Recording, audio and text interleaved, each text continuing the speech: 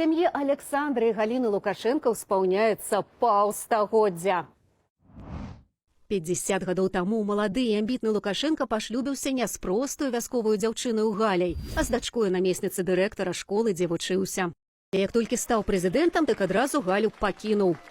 Пра Галіну Радзівонаўну, якая нарадзіла яму 2 асілкаў, нават згадкі няма ў афіцыйнай біяграфіі Лукашэнкі. Дзесяцігоддзямі краіна назірала, як адна прыгажуня змяняла другую побач з Лукашэнкам, а часам і 2 адразу. Пры гэтым Лукашенко лічыць сябе прыстойным сем'янінам, бо не разводзіцца. Апошнім часам замест маладзіц для Лукашэнкі 2 нязменныя жанчыны. Першая – Наталья Івановна, а другая – асабістая доктарка. Без Святланы Канашэнкі Лукашенко нікуды. Падчас нарадаў яна сядзіць за дзвярыма.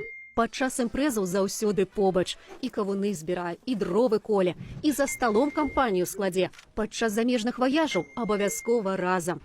І нават калі ён з аўтаматам бегае, доктарка прыкрывае ягоны тыл. А Галіна Радзівонаўна зусім не раўнуе. Кажуць, цешыцца, што побач з ёй Лукашэнкі даўно ўжо няма. А калі яго увогуле не стане, дык паводле змененага Лукашэнкам заканадаўства яна пажыццёва будзе атрымліваць суму, роўную прэзідэнцкаму заробку.